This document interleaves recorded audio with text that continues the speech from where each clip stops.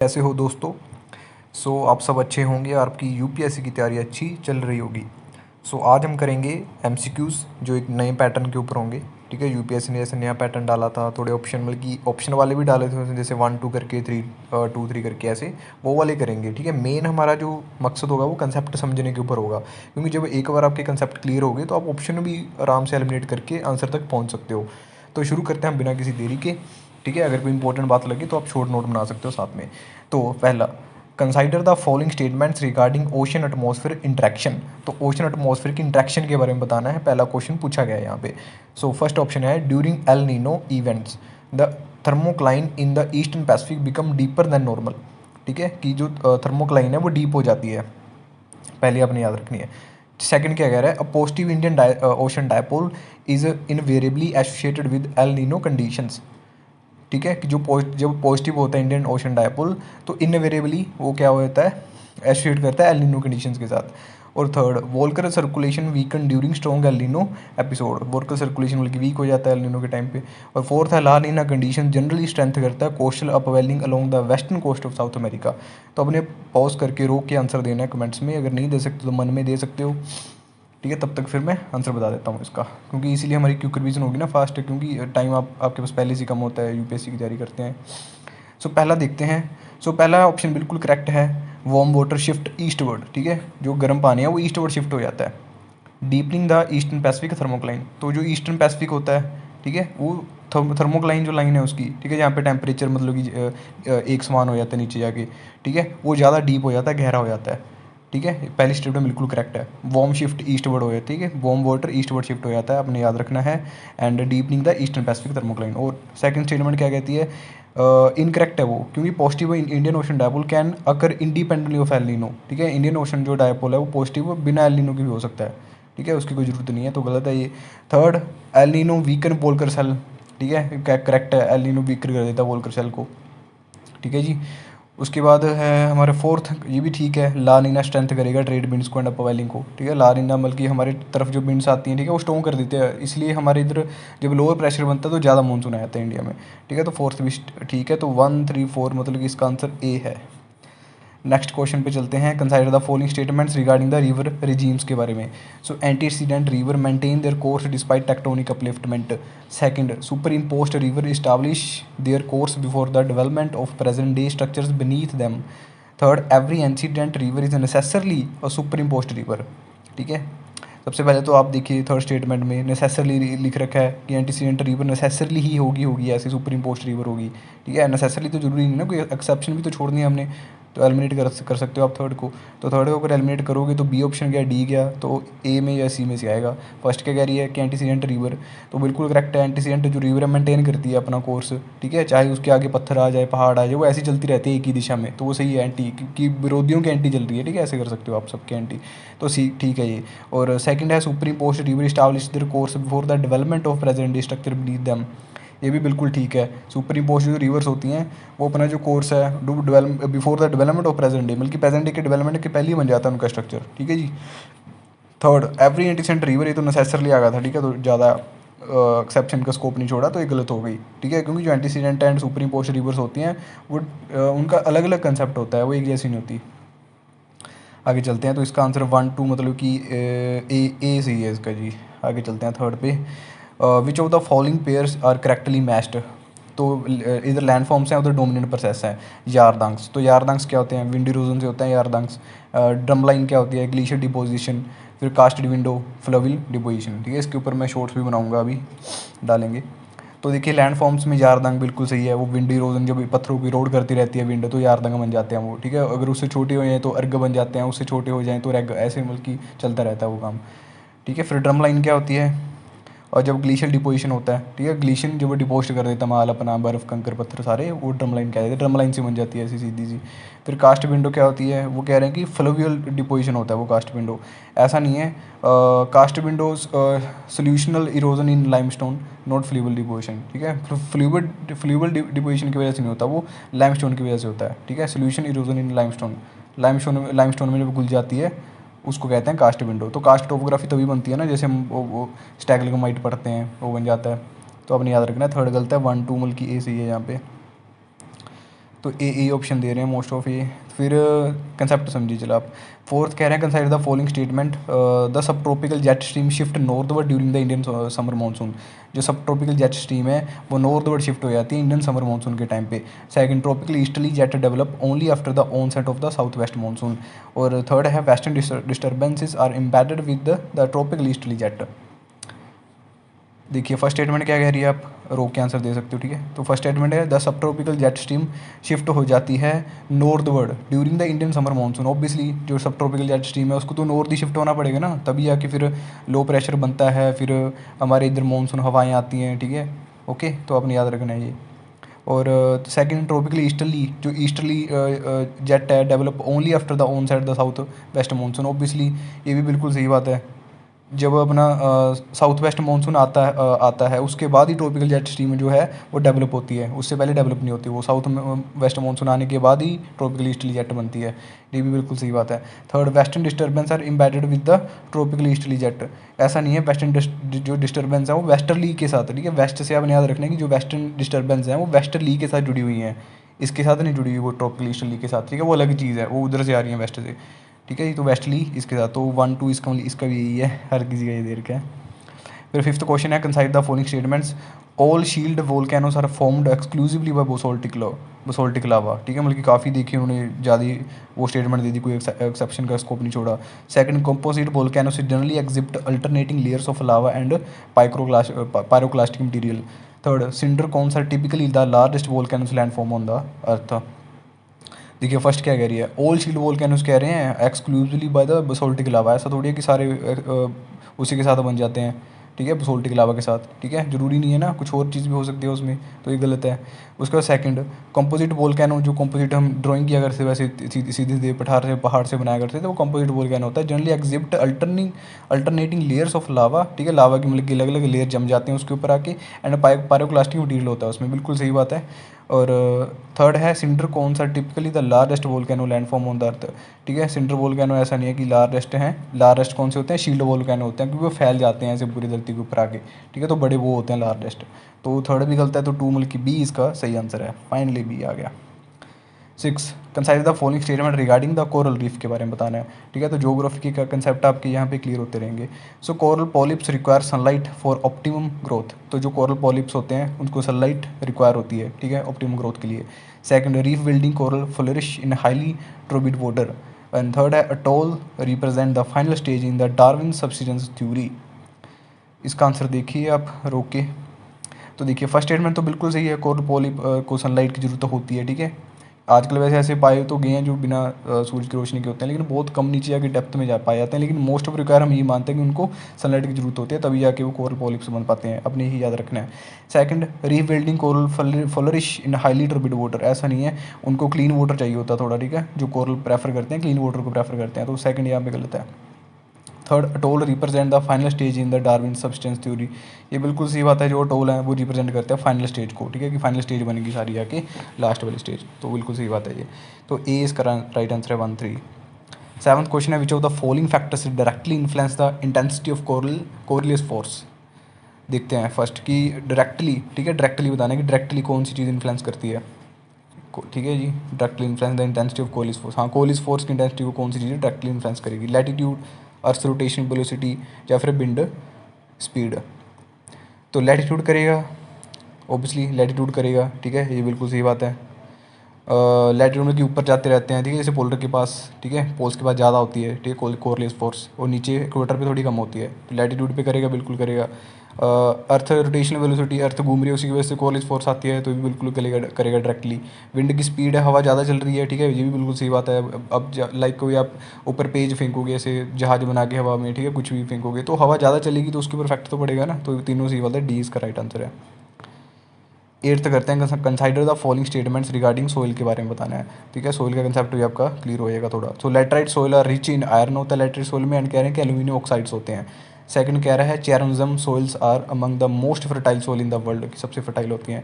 पोर्टजोल develop under tropical rain forest conditions, ठीक है, ये आप बताइए इसका आंसर कमेंट में। तो फर्स्ट देखते हैं, laterite soil are rich in iron, iron होता है लेटराइट सोल में, बिल्कुल सही बात है। एल्यूमिनियम ऑक्साइड्स भी होते हैं लेटराइट सोल में, ठीक है। एंड जहाँ पे सबसे ज़्यादा बरसात वगैरह होती है वहाँ पे लेटराइट बनती है, ठीक है, याद रखना आपने इसको।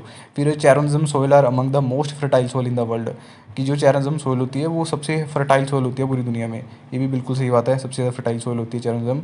फिर पोर्टजोल देखें, develop under the tropical rain forest, ये बिल्कुल गलत बात है, ठीक है। कोनी फॉरेस्ट रीजन होता है यहाँ पे, टेम्परेट रीजन होता है, ठंडा होता है यहाँ पे, ठंडा, वहाँ पे पोर्टजोल सोइल बनती है, तो ये गलत हो गया थर्ड। तो 1-2 मतलब कि इसका भी ये आ गया फिर से, तो ये answer is correct. Consider the following statements, 9th question, every fjord is a ria, कि हर फजोड एक रिया होता है। Every ria is a drowned river valley, ठीक है, ऐसे क्वेश्चन डालना शुरू करेगा वो। तो fjord are drowned glacial valleys, तो इसका आंसर देखते हैं हम। तो फजोड्स आर नॉट रिया, ठीक है, जो फजोड होते हैं वो रिया नहीं, रिया अलग चीज़ होती है, ठीक है। जो फजोड होते हैं वो तो पानी घुस जाता है वैली के बीच आके, ठीक है, वैली के बीच में बल्कि ऐसे पहाड़ के साइड पे पानी से घुस जाता है बीच में आके, बार बार आके, उसको फजोड कहते हैं, ऐसे फजोड बनता है, ठीक है। तो पहली तो हमारी गलत होगी, every ria is a drowned river valley, ठीक है, ये बिल्कुल सी बात है। जो हर हर रिया होती है, ठीक है, वो ड्राउंड बीच में रिवर वैली के बीच में घुस जाती है वो, ठीक है, लेकिन ये तो नहीं कि वो फजोड है, ठीक है, लेकिन सेकंड स्टेटमेंट यहाँ पे हमारी सही है। और थर्ड स्टेटमेंट भी हमारी करेक्ट है, फजोड और ड्राउंड ग्लेशियल वैली, ठीक है, ये भी सही बात है कि जो फजोड्स होते हैं वो ड्राउंड बीच ऐसे गहरे पानी में ऐसे ग्लेशियल वैली में घुस जाते हैं बीच जाके, ठीक है, तो फजोड होते हैं वो। लेकिन याद रखना है कि रिया और फजोड सेम नहीं होते, तो फर्स्ट गलत है यहाँ पे, तो 2 और 3 मतलब कि ए इसका राइट आंसर है। फिर चलते हैं हम 10th पे, consider the following statements regarding the ocean currents के बारे में।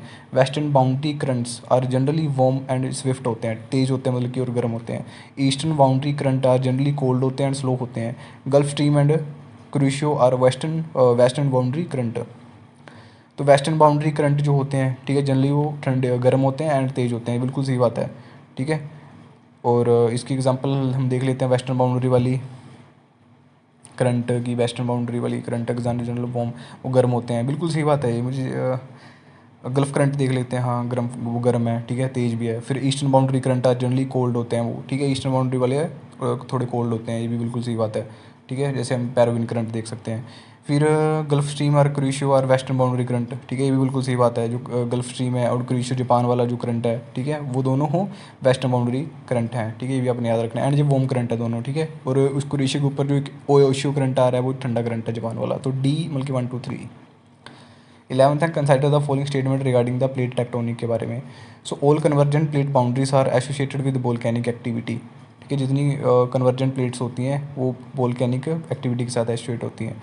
Second, oceanic continental convergence generally result in the formation of trench. Third है, the Himalayas were formed due to continent collision के बारे में।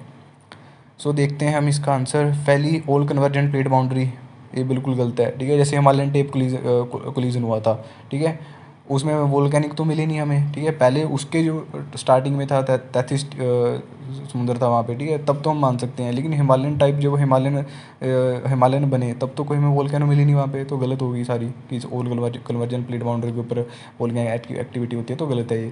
सेकंड, ओशनिक कॉन्टिनेंटल कन्वर्जन जब होता है generally result formation of the trench, तो ट्रेंच बन जाती है, बिल्कुल सही बात है, गहरी ट्रेंच बन जाती है इसमें, ठीक है, जब भी ओशनिक और कॉन्टिनेंटल कन्वर्जेंस होता है, ओके, क्योंकि एक प्लेट बहुत नीचे आके घुस जाती है, राइट, बाहर नीचे कौन घुसेगी, जो भारी होगी, भारी कौन सी होती है, ओशन वाली होती है, ओके।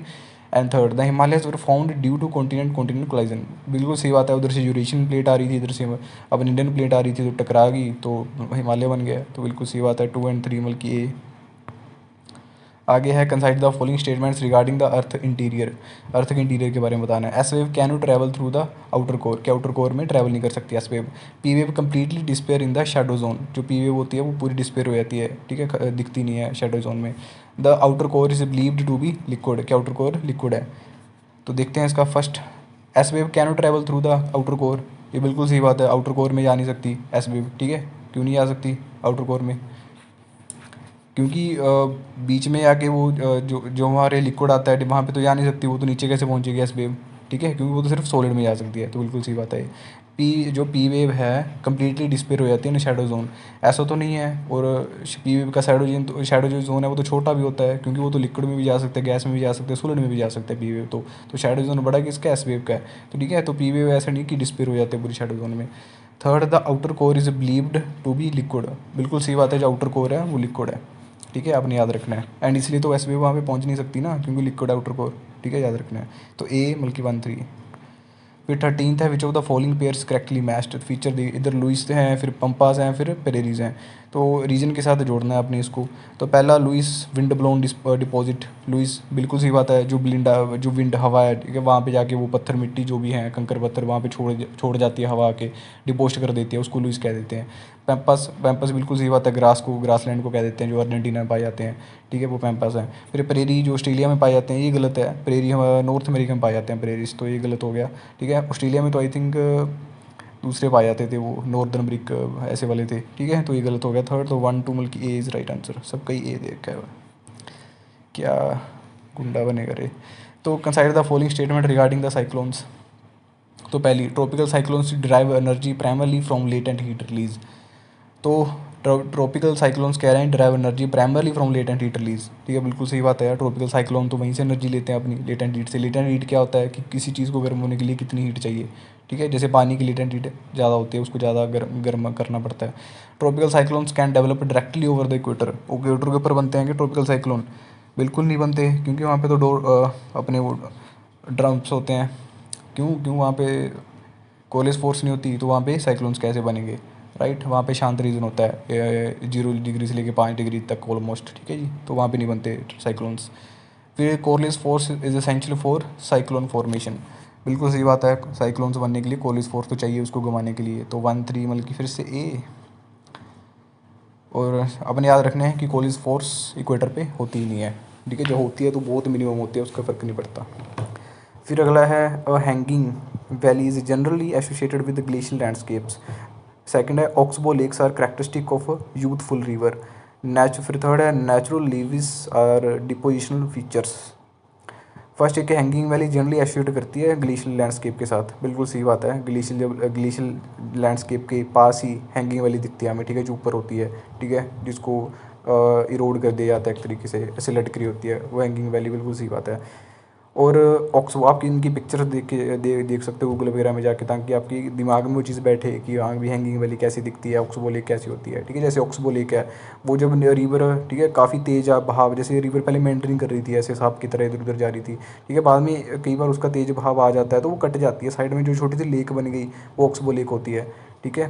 एंड जो ऑक्सबो लेक होती है वो यूथफुल कंडीशंस में नहीं बनती, ठीक है, यूथफुल में तो काफ़ी तेज़ बहेगी ना वो, धीरे धीरे आके जब नीचे थोड़ी बुढ़ी हो जाएगी वो रिवर, मतलब कि पुरानी लंबी काफ़ी दूर तक चली जाएगी, तब जाके वो ऑक्सबो लेक बनती है, ठीक है, मेंडरिंग करने लगती है जब तब वो, ओके, तो तब बनती है, मेंडरिंग के टाइम भी ऑक्सबो लेक बनती है, तो सही गलत बात है ये।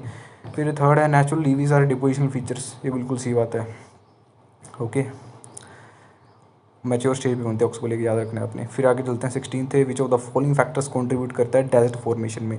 पहला कोल्ड ओशन करंट, फिर है रेन शेडो फैक्टर, फिर है डिसेंडिंग एयर इन सब ट्रॉपिकल हाई प्रेशर बेल्ट, ठीक है, आप आंसर दे रहे होंगे कमेंट्स में। तो पहला देखते हैं जो डेजर्ट फॉर्मेशन में हेल्प करता है, कोल्ड ओशन करंट करेंगे, बिल्कुल करेंगे कोल्ड ओशन करंट, ठीक है जी, कोल्ड ओशन करंट करेंगे ना, जैसे जितने आप डेजर्ट देखोगे, जैसे पेंटागोनिया डेजर्ट है, ठीक है, नामी डेजर्ट है, वो सारी इधर की तरफ हैं, ठीक है, जहाँ पे मतलब कि कोल्ड करंट चलते हैं, तो बिल्कुल सही बात है। रेन शेडो फैक्टर, जहाँ पे बरसात कम पड़ती है ऑब्वियसली, ठीक है, जैसे हम देखते हैं चिली में बहुत ज़्यादा एरिड जगह है वहाँ पे, ठीक है, तो बरसात नहीं पड़ती वहाँ पे, तो रेन शेडो इफेक्ट हो गया। फिर डिसेंडिंग एयर, जब हवा नीचे बैठती है तो ऑब्वियसली हवा नीचे बैठती है, जैसे सहारा डेजर्ट है, ठीक है, उसके बाद आप थार डेजर्ट देख सकते हो, वहाँ पे हवा नीचे बैठती है, ठीक है, इसलिए वहाँ पे बनते नहीं है ज़्यादा। तो हाई प्रेशर बेल्ट आ गई, हवा नीचे बैठेगी तो बादल कैसे बनेंगे, बादल तब बनेंगे ना, हवा ऊपर उठेगी तब बादल बनेंगे, तो बिल्कुल गलत बात है ये भी, तो सच सही बात है, बल्कि डी इसका राइट आंसर है, 1 2 3 सभी सही है। उसके बाद चलते हैं हम 17th क्वेश्चन पे, स्टेटमेंट रिगार्डिंग द मानसून के बारे में, differential heating of land and sea alone fully explain monsoon circulation, ठीक है, ऐसा तो नहीं है यार कि सिर्फ differential heating land sea alone पूरी मानसून की एक्सप्लेन कर दें, मानसून तो आज तक एक्सप्लेन नहीं हो सका, स्पेशली इंडिया का मानसून काफ़ी डिफिकल्ट है, ठीक है, एक्सप्लेन करने के लिए, तो गलत है ये। तिब्बतन प्लेटो इंपॉर्टेंट रोल प्ले करता है मानसून डायनामिक में, बिल्कुल सही बात है, वो गर्म हो जाता है, गर्मियों में पूरा पठार ऐसे तपने लग जाता है, ठीक है, वहाँ पे इतने दरख्त पेड़ पौधे तो है नहीं, तो तपने लग जाता है, तो वहाँ पे लो प्रेशर बन जाता है और अपनी तरफ को विंड्स को, हवाओं को खींचता है, तो बरसात आती है, बिल्कुल सही बात है। Jet stream influence monsoon on set, obviously बिल्कुल सही बात है ये भी, ठीक है, जेट स्ट्रीम इन्फ्लुएंस करती है मानसून ऑन सेट को, तो इसका A 2 और 3। फिर चलते हैं हम 18th, consider the following statement regarding the ocean floors के बारे में। Mid ocean ridges are zone of crustal creation, कि वहाँ पे क्रस्टल क्रिएशन हुआ है, क्रस्ट वगैरह बनी है, ठीक है, मिड ओशन के रीजन में। फिर उसके बाद deep sea trenches are associated with convergent boundaries, जो कन्वर्जन मतलब की प्लेटें यहाँ पे टकराती हैं उससे रिलेटेड है डीप सी ट्रेंच कह रहे हैं।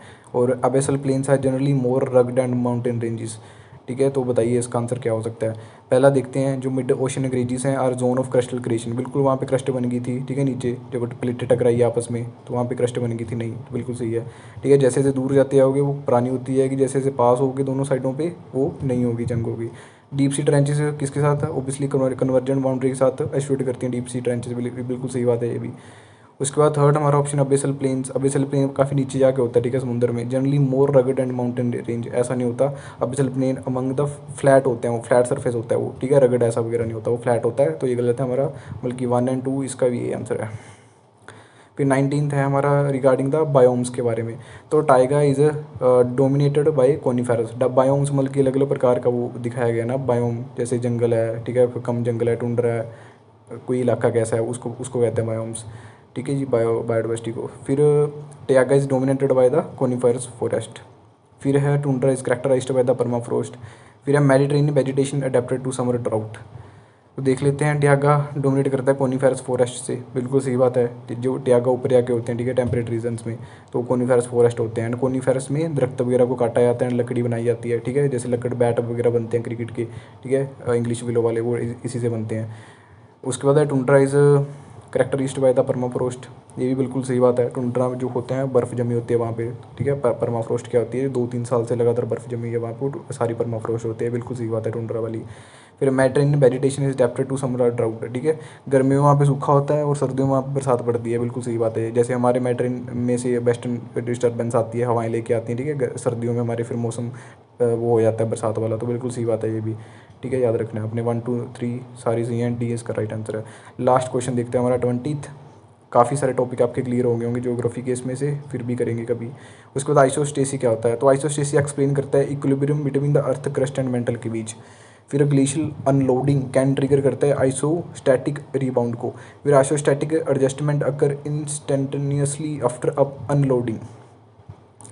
तो देखिए, पहली स्टेटमेंट तो बिल्कुल करेक्ट है, आइसोस्टेसिस एक्सप्लेन करेगा इक्विलिब्रियम बिटवीन अर्थ की क्रस्ट और मेंटल के बीच, ठीक है, क्रस्ट मतलब की ऊपर वाला पार्ट और मेंटल उसके बीच नीचे वाला पार्ट, उसके बीच का इक्विलिब्रियम की बात करता है, उसको एक्सप्लेन करेगा कि कैसे वो चीज़ें होती हैं, ठीक है, बैलेंस की बात करता है आइसोस्टेसिस, ठीक है। उसके बाद ग्लेशियल अनलोडिंग कैन ट्रिगर कर सकता है आइसोस्टेटिक रिबाउंड को, ये भी बिल्कुल सही बात है। ग्लेशियल अगर वहाँ से लाइक हट गया, ठीक है, वो ट्रिगर कर सकता है आइसोस्टेटिक रिबाउंड को, वो दोबारा से जो पपड़ी या क्रस्ट वगैरह ऊपर उठ सकती है जब भार उसका हल्का हो गया, ठीक है। जैसे मैं बैग, मेरे ऊपर बैग रखा हुआ है, अगर बैग को हटा दोगे तो मेरा भार हल्का हो जाएगा, राइट, तो अनलोडिंग की बात कर रहे हैं वहाँ पे।